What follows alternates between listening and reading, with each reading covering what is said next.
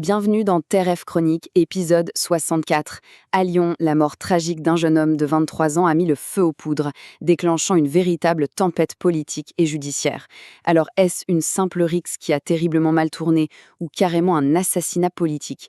Aujourd'hui, on décortique ensemble l'affaire Quentin Desranques pour démêler les faits, identifier les acteurs et comprendre les enjeux de ce drame qui secoue la France. Pour y voir plus clair, on va procéder par étapes. D'abord, on va revenir sur les lieux du drame, au cœur de Lyon, pour comprendre ce qui s'est passé. Ensuite, on s'intéressera aux protagonistes, qui sont ces groupes et ces personnes impliquées. Après ça, on regardera les tout premiers éléments de l'enquête officielle, puis on analysera comment cette affaire a immédiatement explosé sur la scène politique, avant de terminer en essayant de faire le tri entre ce qui relève de la justice et ce qui est purement du jeu politique. Alors, tout commence à Lyon dans la soirée du 12 février. Il faut savoir que la ville est depuis des années un terrain d'affrontement régulier entre des mouvements politiques extrêmes, et cette soirée-là, malheureusement, n'a pas fait exception. Et voilà la question centrale, celle qui pèse sur toute l'affaire.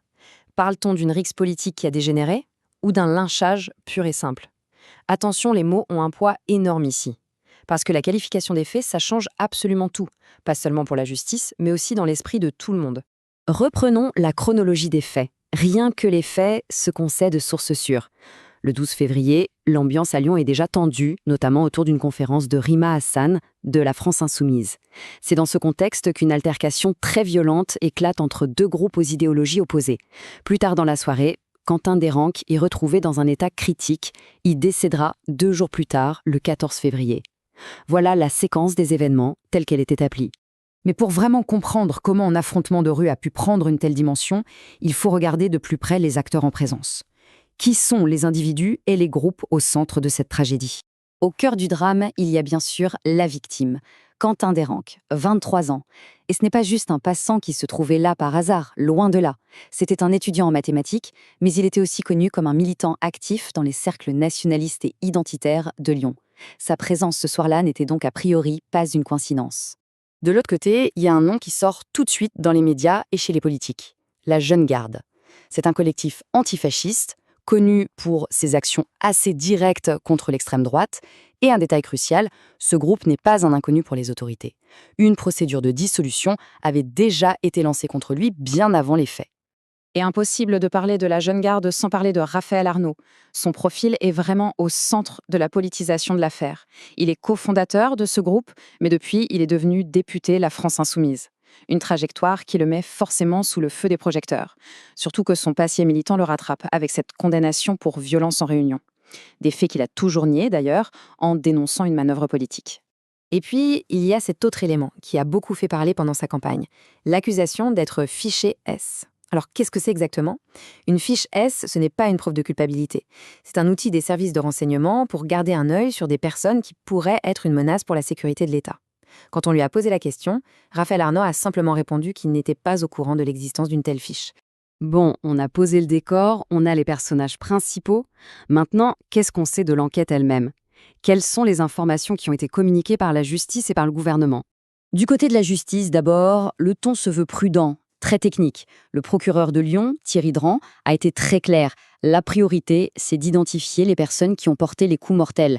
Et il précise bien qu'à ce stade, il n'y a eu aucune interpellation. Bref, c'est le temps long de l'enquête judiciaire qui commence. Mais voilà, le temps de la politique, lui, il est beaucoup plus rapide. Le ministre de l'Intérieur, Laurent Nunez, n'attend pas les résultats.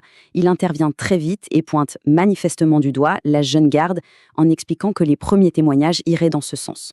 C'est une déclaration qui pèse lourd parce qu'elle oriente tout de suite le débat public et met la pression sur un groupe en particulier. Évidemment, Raphaël Arnaud se retrouve en pleine tourmente et il réagit très vite. Il exprime son horreur et son dégoût et il demande que toute la lumière soit faite.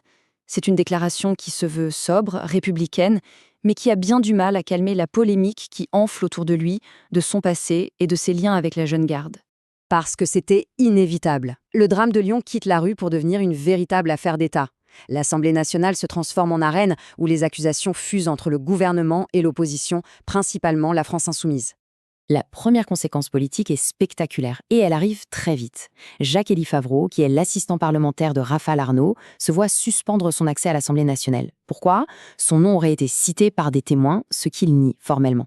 C'est une décision très forte de la présidente de l'Assemblée, surtout qu'elle est prise avant même que la justice ne se soit prononcée. Et là, l'affrontement est total. On voit bien les deux camps se former. D'un côté, le gouvernement, par la voix de sa porte-parole, qui parle de responsabilité morale de la France insoumise, accusée d'entretenir un climat de violence. Et de l'autre, les soutiens de LFI, comme la députée Sandrine Rousseau, qui crie à la cabale incroyable. Elle rappelle d'ailleurs un point essentiel. Pour l'instant, l'enquête n'a établi aucun lien. On a donc deux récits qui s'opposent frontalement. Ok, face à tout ce bruit, à toute cette agitation, c'est vraiment crucial de faire une pause et d'essayer de trier les choses. Dans ce dossier brûlant, qu'est-ce qui est un fait avéré et qu'est-ce qui reste une allégation ou une interprétation politique? Allez, faisons le tri. D'un côté, les faits, l'indiscutable. Un jeune homme est mort suite à une rixe. Ça, c'est factuel. Une enquête criminelle est officiellement ouverte. Et l'assistant parlementaire de Raphaël Arnaud est suspendu de l'Assemblée. Ça aussi, c'est un fait. Maintenant, de l'autre côté, tout ce qui relève de l'allégation. L'implication directe de membres de la jeune garde, c'est pointé du doigt par le ministre, mais ce n'est pas encore prouvé par la justice. La responsabilité morale de LFI, ça c'est un jugement politique, pas un fait judiciaire. Et enfin, les circonstances exactes de l'agression, ça, seuls les enquêteurs pourront peut-être l'établir. Et tout ça, ça nous amène à une question finale, et elle est vertigineuse.